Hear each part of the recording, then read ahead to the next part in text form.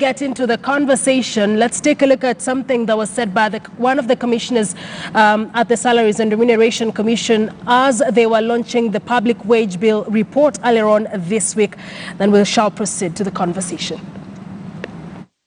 As we speak, our pension bill for government is quite high. The 2014 study that was done, actuarial revaluation, placed the liability of pension at around 900 billion. That is 2014. Now, this is now 5 years later. I will allow your imagination to see where are we in 2019. So pensions and gratuity contribute to also the increasing wage bill. Now, in terms of the main drivers, basically two: the number of employees and the amount. The absolute number or the figure that we pay, and also how many employees are on the ground. You can have many employees, but only half of them are working, which means you're paying the same wage bill, but productivity is not being sensed, or the output is not being sensed. And that's why part of the principle is to recognize performance and productivity. And we would like to focus and treat all of us that productivity has to be looked into, and the Commission is looking into how do we reward, how do we measure, how do we reward productivity, because having more people in government or in as an employer does not mean that output is higher. Because if you remember those who did a bit of economics, the production curve, it reaches a point where the more people you have, the less you produce. And probably that's the point where we are at. We have got very many employees, but in terms of output, it is not commensurate. Well, increased workforce does not necessarily mean high productivity. John Monyoncho there, Commissioner at the Salaries and Remuneration Commission, at the launch of the public wage bill report earlier on this week. I think I'll just start with you, Michael. What do you think about that particular report in general? As the Commissioner there says, a similar report was there in 2014 with some of the same highlights. So we're still having that conversation in 2019. Great. I think one of the things that he said, and one of the things that we need to discuss is, first of all, we need to redefine what is work. Because, like he said very clearly, that how do we measure output? So I'd like to think, and I'd like to state that work constitutes a desired output from whoever it is that's getting a certain wage. And what is work has changed so much, and when pretending or refusing to recognize that. And let me make a very simple illustration. Right now we have e-citizen, and a lot of the things that government employees used to do have all changed because we've been able to apply technology. So I think going forward, and like you said, we've had other reports before, we have this report again today, what the reports have failed to really look at is what is work today and how that has been disrupted, and what must constitute work going forward. I heard him also saying that, how do we measure who's doing what? I'm very frightened when I hear that, because unfortunately, we're very biased when it comes to who's measuring what. But the great thing is that, again, when I come to technology, there is enough technology that we're able to measure independently. You can find out if somebody is sitting at his or her place of work and how much work they're doing. I mean, I am still shocked that we don't know how many employees the government actually has to date. Nobody can give you that number, both at national and county level. And shockingly enough, a school in Homer Bay has a biometric system that can tell you what time the student came in, when they went out, and when they left. So are we fooling ourselves? It's the very same government that has e-citizen. It's the very same government that has a school somewhere in Homer Bay that is using technology that can help us deal effectively with some of the issues that seem to be weighing upon us. So what are you saying? We are being a little bit cosmetic and dishonest as far as some of the proposals we are giving on how to cut down the wage bill? Well, I would say that I do not know who and how far they're engaged with in terms of the writing of the report. When I say that in the sense of, in terms of the new thinking into what must be defined as work going forward. I mean, I think a lot of the things that we now consider work within government have actually been totally disrupted and has changed. And within some sectors of government, like I've just said, it is great that you see, like in East Citizen, even as you are where you are right now, there's many services you can get despite the fact that government is closed, so to speak. So why can't we disrupt a lot of the things that we're considering as work so that our wage bill can therefore change? But most importantly, before we disrupt that, can we actually know the number of people that we actually have as employees? Wanjiru, what do you think is a missing link? I know this is an issue that is of concern even for TISA. Where are we getting it wrong? I'm really glad that the SRC went back to 2014 because they're asking, we had similar recommendations back there. What hasn't changed? And of course, the wage bill has jumped. And, part of the large narrative has been devolution brought a lot of institutions, and this jump has been linked to devolution. And I would like to say that we need to get the facts behind the figures, because it's very good to talk about productivity. That's assumed. That's why we have a public service, national, county level. Productivity is assumed to be part of what government is aspiring towards.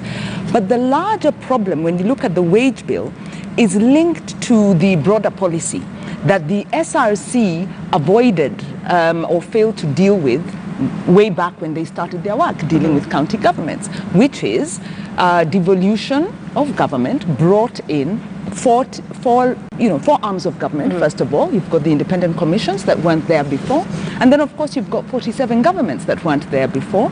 They of course replaced the local authorities and the district structures that were there, but there was presumed to be, and there was a report on this, a recommendation for national government to do the head count, look at all the staff, and redeploy staff and rationalize the national government, expand the county government in line with the expanded mandates of the county government.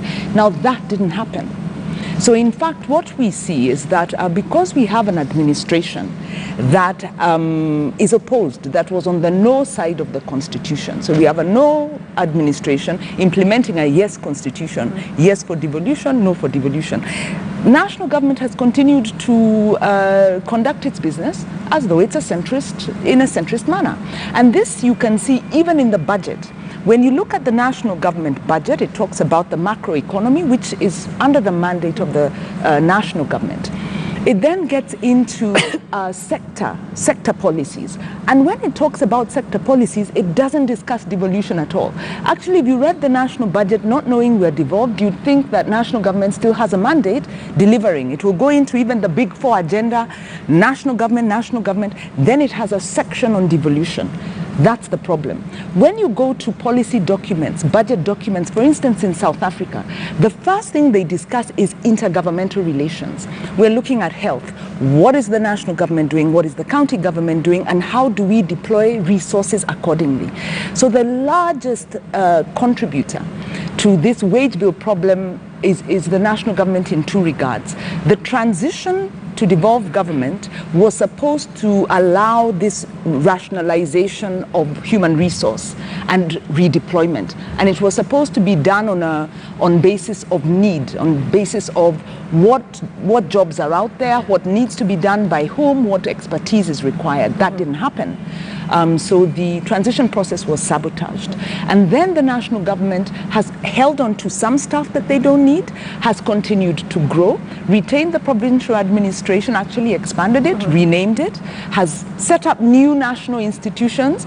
Actually, the question we should be asking, and the SRC should have asked, why is national wage bill growing at a point where functions that it was doing previously moved to the county? So part of the large problem is this failure to accommodate devolution. And for me, I think that is such a fundamental aspect of this whole debate. Even how do you get into productivity when you have total mismatch in terms of the deployment and misalignment to functions. In this particular report, the SRC says that there exists at least 3 different remuneration and benefit structures in the counties. We're talking about those that were inherited from the national government.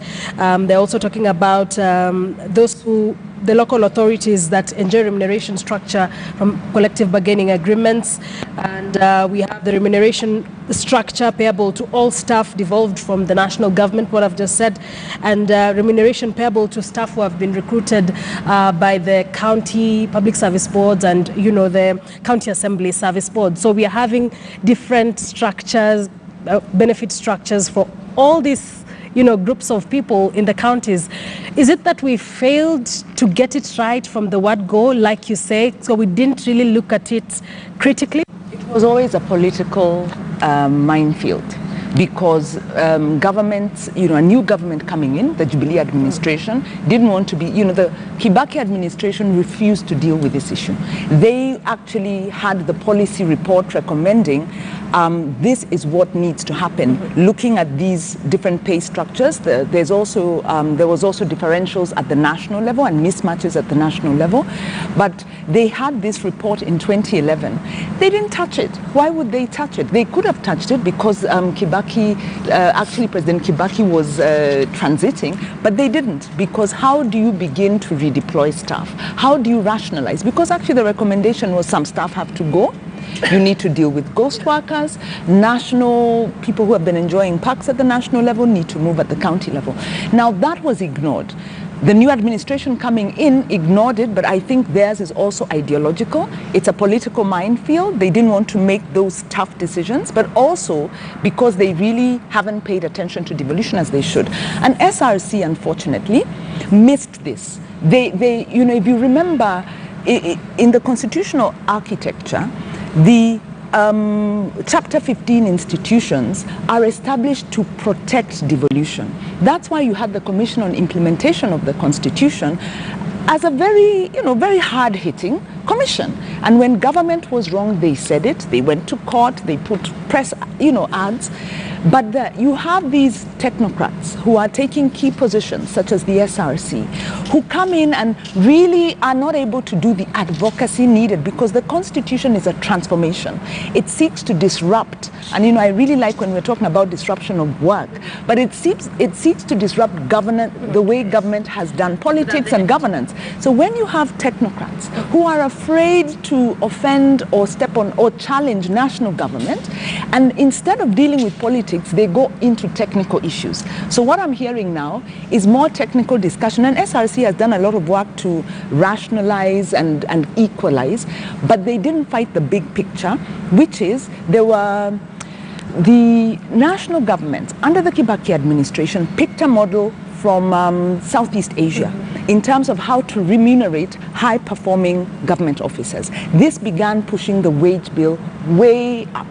Unfortunately, they picked only part of that model. And so you had very high people parachuting in from private sector, created disenchantment, and actually pushed up, this pensions issue stems from that. Very high kind of remuneration packages.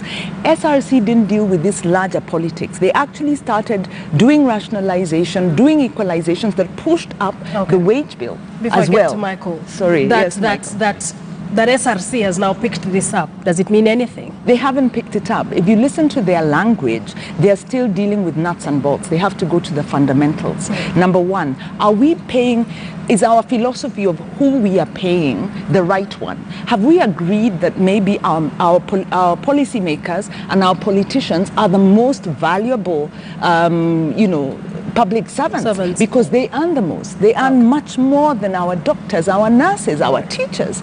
So they haven't gone to the heart of that. They haven't gone to the heart of devolution. They haven't gotten even into how do you incentivize, what Michael was talking about, this performance element.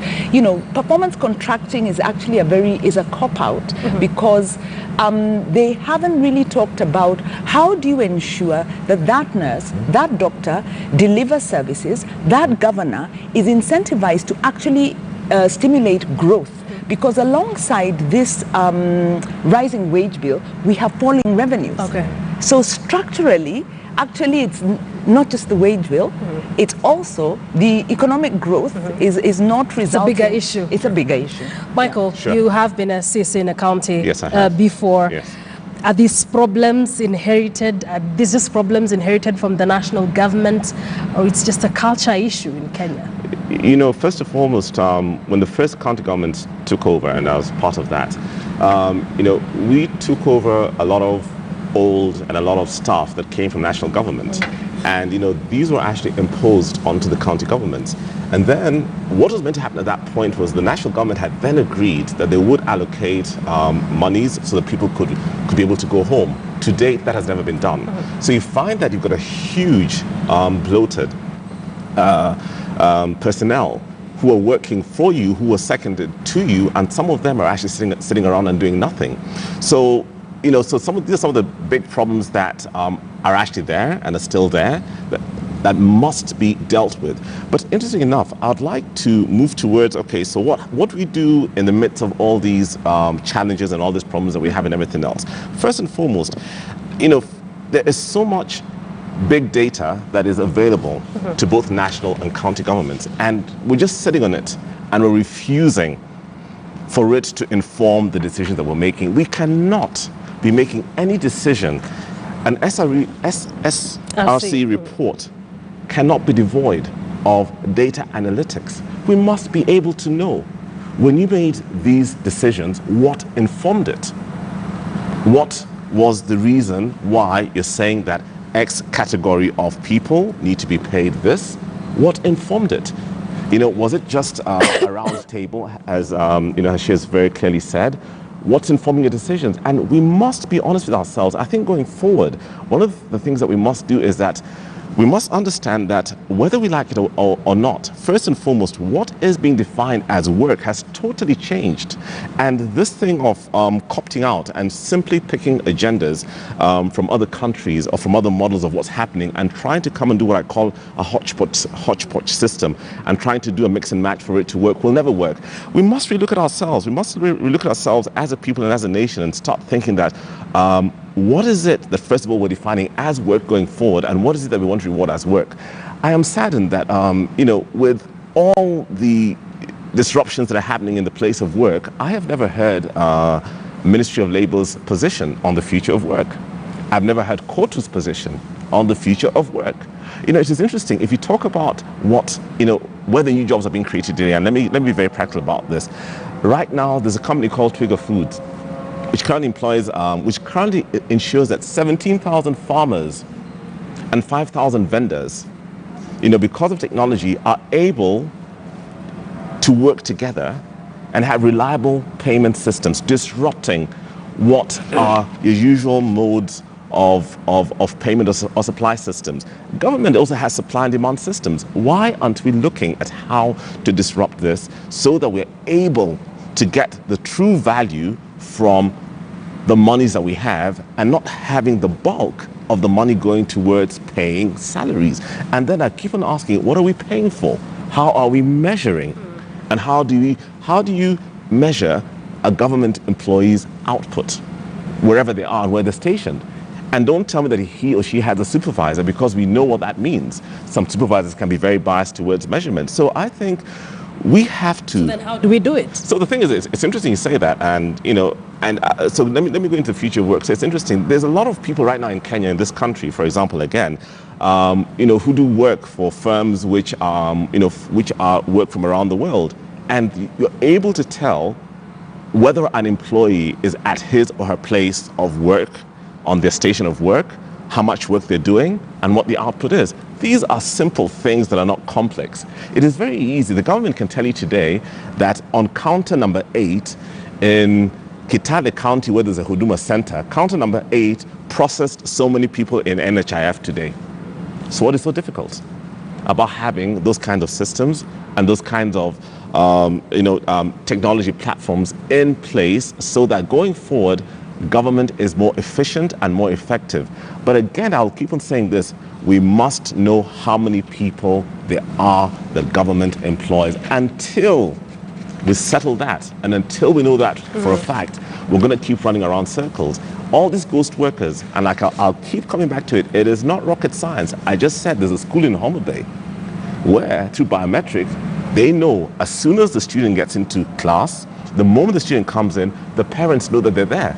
So what stops national government from implementing such simple, basic technological systems so that we are actually know first and foremost how many people we have, who's at work, and then we can go to the next stage of finding out what it is that they're actually doing at work. Okay. What you're saying is actually among some of the major proposals that have been made by the SRC in that report, where they're talking about automating and integrating the payroll management system, really, both in the national government and the county governments. But as TISA, are you convinced? Are you convinced? I'm thinking about IFMIS. I'm just thinking about IFMIS. I'm like, oh my God. First of all, the problem isn't just technology. I think that, like Michael is saying, there's a philosophy that's totally missing. And I think when we look at the public service management, listening to Michael, and I think from what we see and what's evident, it's back in the Stone Age. So the public service has not come up to speed in terms of adopting new practices and new ways of managing staff and integrating technology. But no, God forbid, we start, implementing another IFMIS program. And the challenge with IFMIS, of course, is you have to deal with the culture alongside technology. Technology does not cure bad practices. But I think for me, if we are to be proactive about this, is to say, number one, SRC needs to ask the correct question.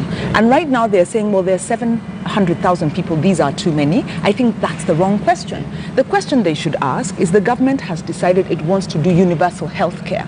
What does it take to deliver universal health care? Now, best practice tells us universal health care works when you have very strong local public health care. That means you need the strong dispensary system, you need strong county health system, you need these community health workers, so you need to really strengthen the lowest tier, the lower tiers of health service provision. And then there are all the standards that allow the referral system, because universal healthcare is based on is built on a basis of referral. You need to go to your nearest healthcare service point, get treated for as much as you can until you then refer up. So SRC shouldn't come and tell us 700,000, we are doing performance contracting. They should tell us healthcare needs this. And this is the kind of staff, these are the caliber, and and then they can also tell us, if we can use this big data, they can tell us where those staff are. Are they still deployed at the national level? Are they all concentrated in, whatever? Or are they not employed? Maybe we have a severe shortage, as we've heard. By the way, if you look at the health policy, the health sector is so grossly underfunded in this country that, health, when you're talking about health, yes, you're talking about equipment, you're talking about infrastructure, but you're also talking about personnel. So we are so grossly underfunded, and we're talking about UHC, and government is putting money into UHC. So SRC needs to help connect these dots and stop burying their head, avoiding the bigger political question, which is it's very safe for bureaucrats to ask technical questions. And we're really fed up with Chapter 15 institutions going technical instead of dealing with big issues and say, look, our problem isn't really the 700,000, it's that they are misdeployed or they are overemployed at this level. So get rid of them here, let's put them here, and then also tell the government, unless you have policies that are going to create revenue, we are going to continue having this problem. The Constitution created devolved government as a decision Kenyans made to promote equity and inclusion. 47 governments were never going to be cheaper than a centralized government system, not ever. But there was also a presumption that the national level policies would create wealth. And if national government cooperates with county governments, this should happen through the regional development blocks.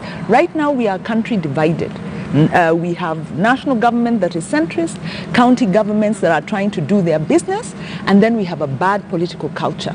So our national public service isn't up to date in terms of their philosophy. Okay.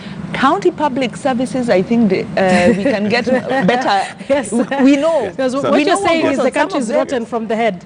Well, down. Yeah. Well, I was going to be proactive and say SRC needs to ask the right questions. Okay. They need to shake it up All right. and not just tinker with it. Okay, let's hear from those that have experience at the county level. So counties are a very interesting place to be in the sense that, first and foremost, this misconception that counties do not do anything is totally wrong, and that's for people who do not really understand just how valuable a county government is. But that's a proper functioning and working county government. Now, it is interesting. I will tell you, for example, she spoke about health.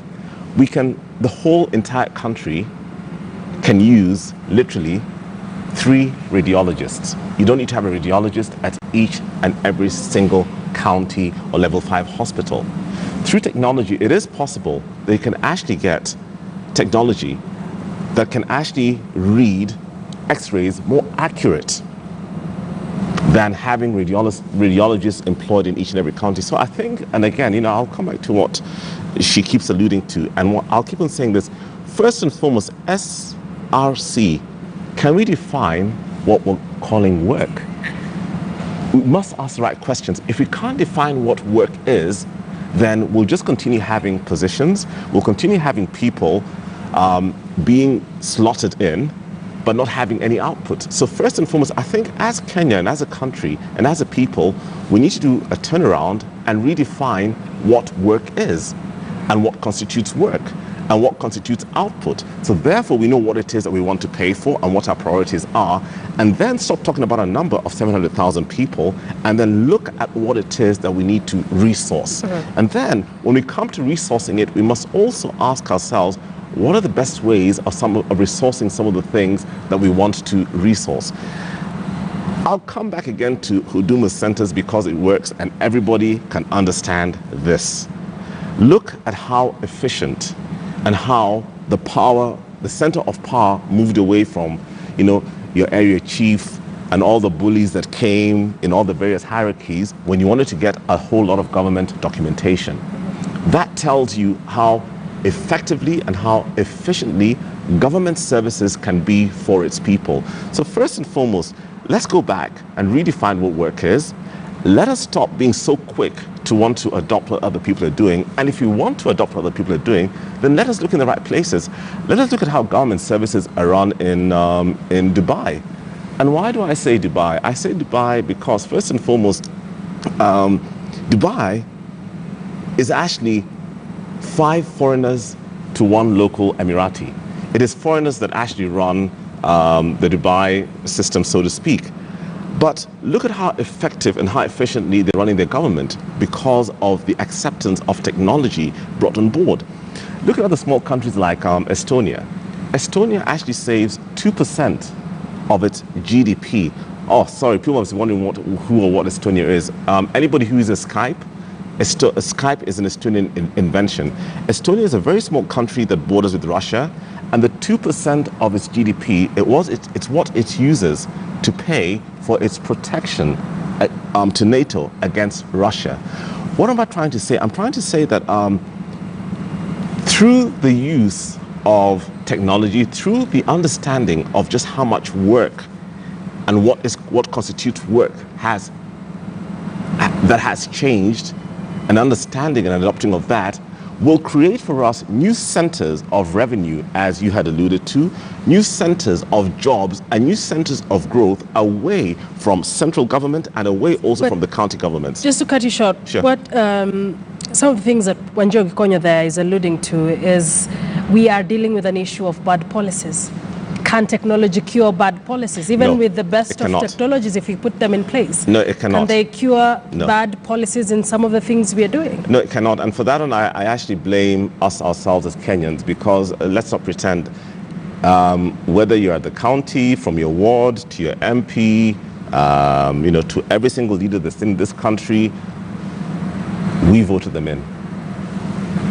So the problem is not with them, the problem is with us.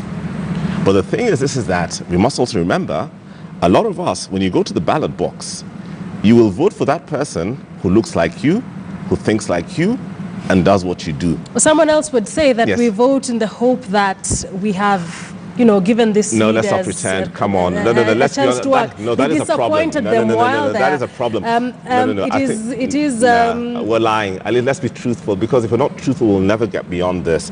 When you go to the ballot box, you look to the person who looks like you, who thinks like you, and will do what you want. So if you're saying, for example, that the leadership that we have, or the leaders that we have in place, your local leaders, whoever it is, that there's certain things that they don't do in a certain manner, there's some certain things that they don't understand, it's because by design, we as a people want this kind of people. We've always had lots of people on choices for us to vote for. Yes. And I agree. We have such, the foundation for adopting that kind of technology may not quite be here. It's good to have these models of how we can, harness technology much better, But I agree with you, especially on the elections. Kenyans are still caught up in this idea of a benevolent leader, whether it's Raila's supporters or Uhuru Kenyatta's Mudhamaki. That term implies that Kenyans vote for their tribal kingsperson and then pray that some goodies will fall. Yeah, despite the fact that this hasn't happened. In fact, only under the Kibaki administration, I think now looking at the whole trajectory under the coalition government, was actually the best in terms of economic development and inclusion for Kenya. When you had this, very strong kind of democratic check and balance. So Kenyans need to recognize that our politics has actually evolved, and in voting for whichever party, you're voting for a certain set of economic policies. And we have seen the economic policies of this administration. They are very expansionary on one hand, spending a lot on very large projects that have questionable sustainability, that benefit a few people, that then impact the larger economy.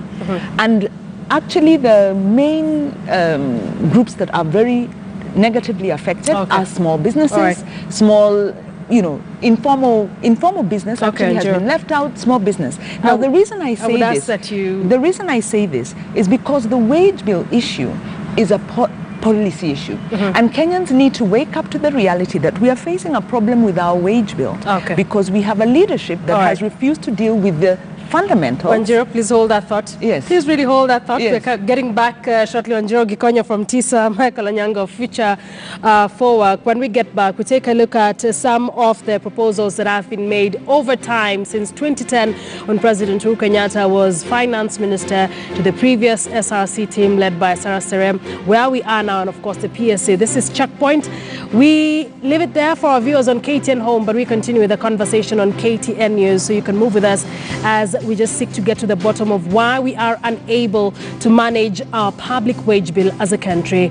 Thank you very much for joining us. My name is Akisa Wandera. For our viewers on KTN Home, good night. Up next, Sports News.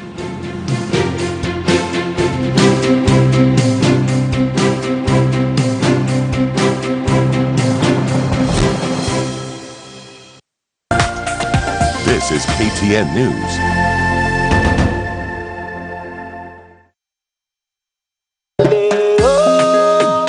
Nikufiti sana leo, nikupoa sana usisleki sana wewe.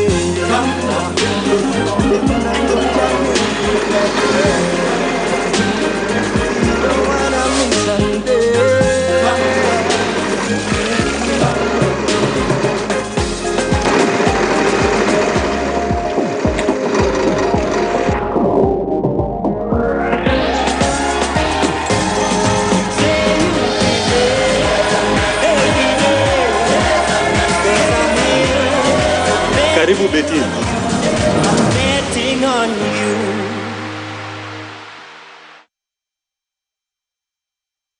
It's time for this total African Cup of Nations. Oh, they lose out on possession. This looks promising. Africa's greatest stars shine with a 24-hour dedicated channel, 52 live games, match highlights, and more. This is brilliant. Oh, what a goal! This is what legends are made of. Experience the unforgettable with the Total Africa Cup of Nations with SuperSport on GoTV. GoTV. Live it, love it. Africa is on the move, farming with tech and moving mobile money, turning trash into cash and finding our fortune online. So whether you're starting out on your own or budgeting for tomorrow, we are sharing inspiring ideas from across the continent and expert advice on how to navigate your world. For business news that's useful to you, get informed, get ahead with Africa Business from the BBC. Newest, most informative and educative agricultural TV channel is here. KTN Farmers TV, your 24-hour channel that's dedicated to keeping farmers up with the latest information and current trends in farming and technology. Watch horticultural farming, urban farming, Shamba la Wanyama, and many more on Bamba Channel 10, Pang 176 and GoTV 811 to learn more on crop diversity for human health and food security.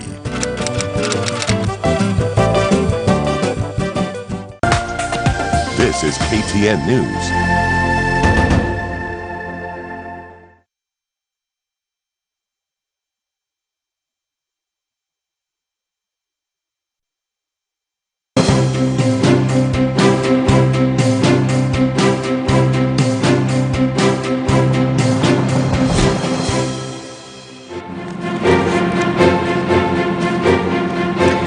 Welcome back. You're watching Checkpoint. My name is Akisa Andera. Our guest in studio tonight, Wanjiru Gekonyo, National Coordinator, the Institute for Social Accountability, TISA, as well as Michael Onyango from Future for Work. Thank you very much for being with us here. We've talked about the bad policies, as you say, and what it would take to turn it around. But let's just take a quick trip down memory lane. This is not the first time we're having a conversation on how to cut the wage bill.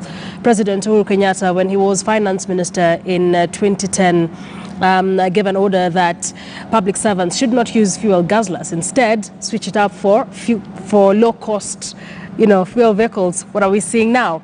We saw the SRC in 2017 talk about slashing salaries for public servants, starting with the president himself, a move that was endorsed and supported by President Uhuru Kenyatta and, of course, other leaders. But we are still there where our wage bill keeps going high at such a fast rate that we seem to now be clinching at straws. But even as we're having that conversation, our tax base is shrinking. What are we missing? What is the correlation? And how does this directly translate to the common Mwananchi's, Wanjiko's livelihood? I'll start with you, Moses. Okay, so first of all, I think one of the reasons why the tax base is shrinking is, first of all, we're very concerned about where our taxes are going and the huge theft that is happening.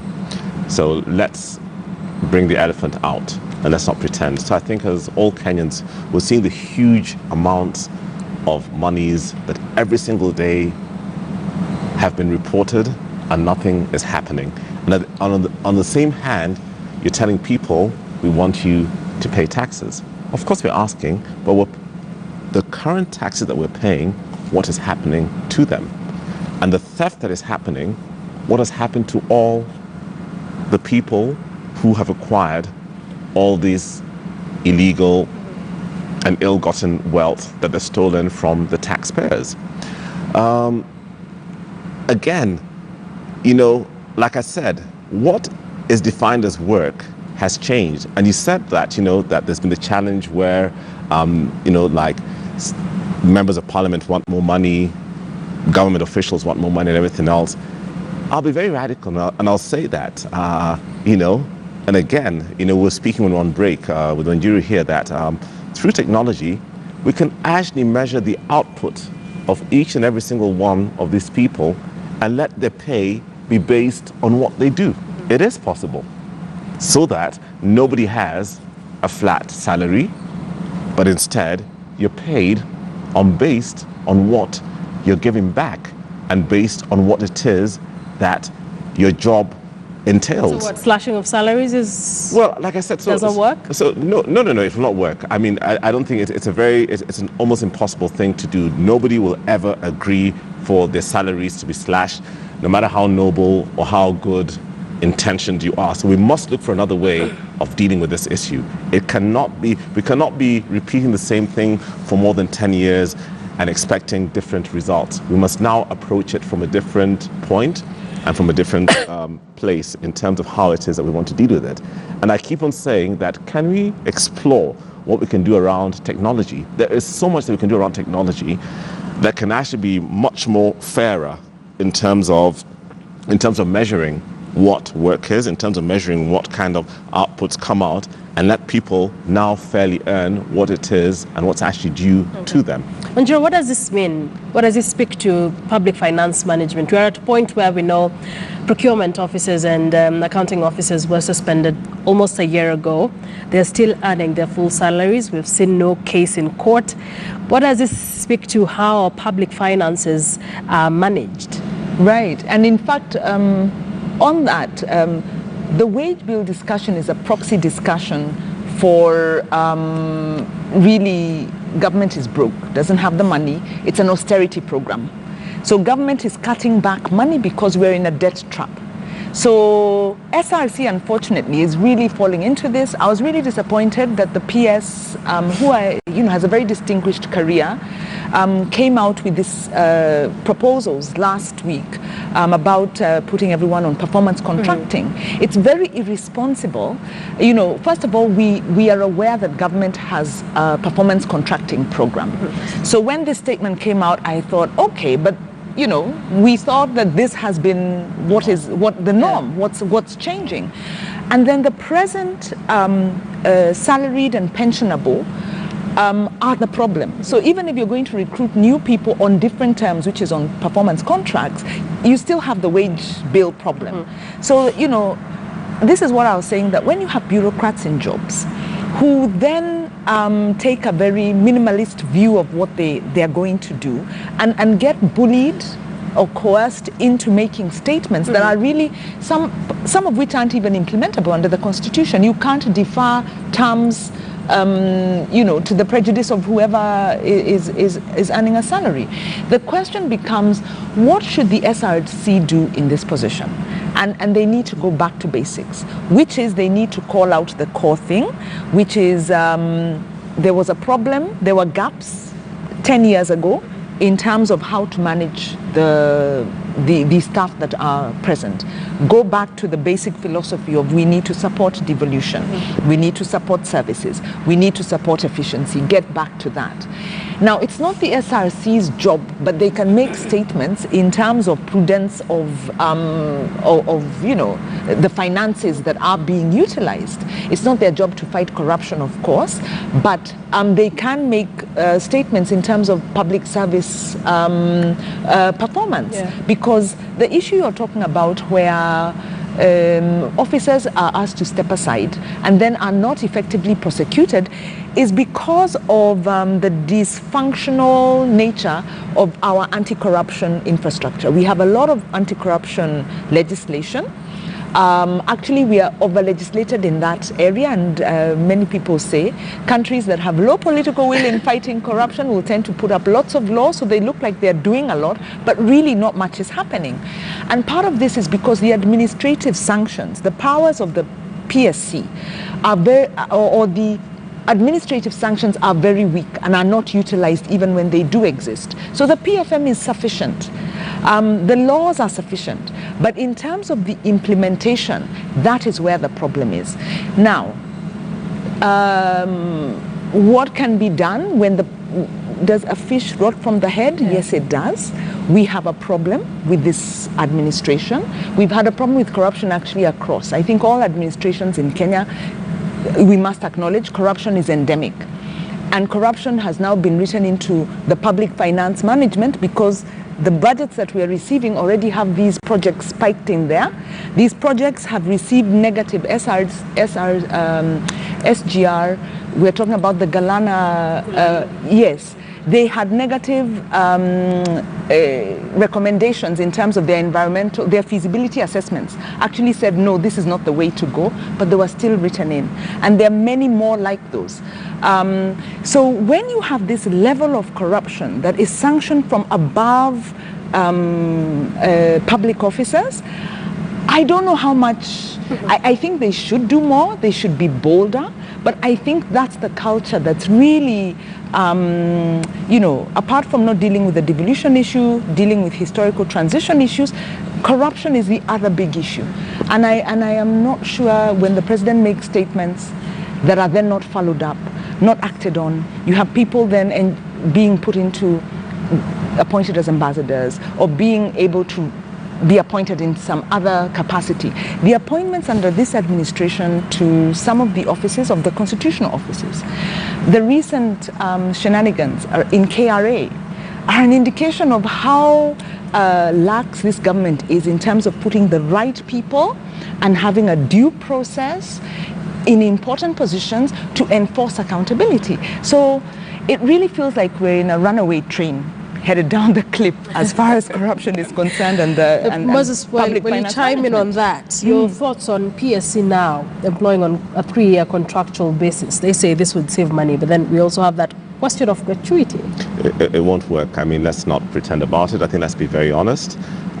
You'll have people who will be reporting to work, and after reporting to work, they'll be doing their side business because they know they only have 3 years, of which if their contract is not renewed, they must be able to continue with their livelihoods. So that is dead from the word go, and just has to be totally relooked at and reconsidered.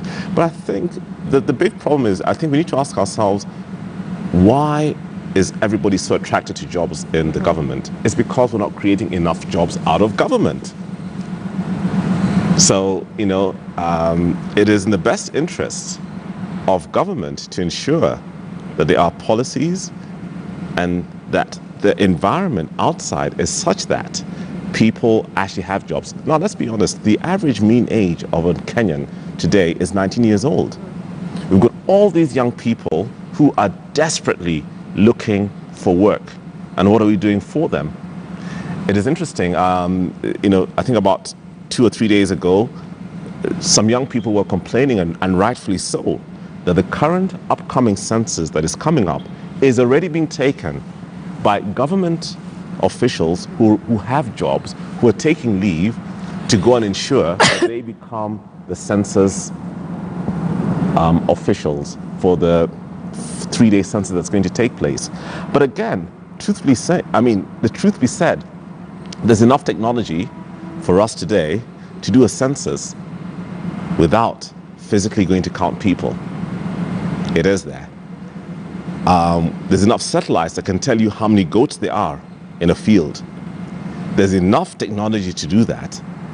The only thing that you may argue is that there may be enough technology to tell us how many people there are, but we may want to know more about them in terms of gender or in terms of other things. But in terms of just knowing how many people we are as a nation and as a county, there is enough technology to do that and to do a whole lot of things that government is doing. That's why I keep on saying that, we can reduce the numbers that we currently have within government and be more efficient and be more effective in terms of delivery of services to people, and therefore not have to keep complaining and keep harping on the issue of the wage bill. Okay. Yes, and then it's interesting also, and then within the very same, before I came here today, somebody called me and complained that, various commissions, depending on who they are or what they do, they get paid differently.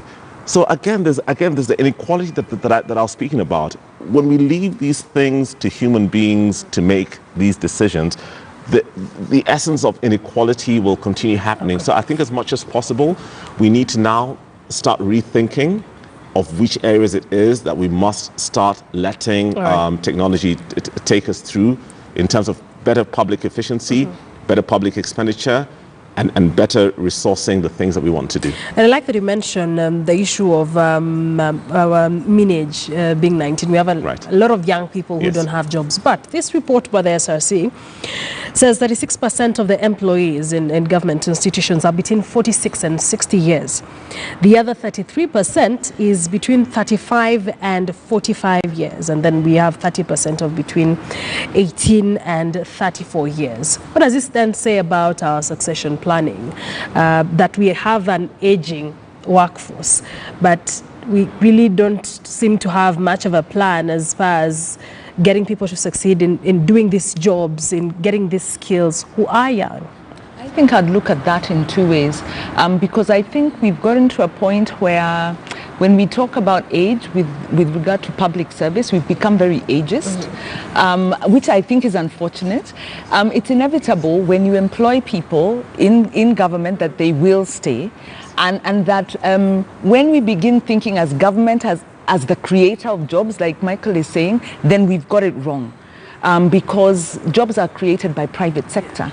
So the question we actually need to ask is, why is private sector not creating jobs? With regard to government, of course, the problem is this,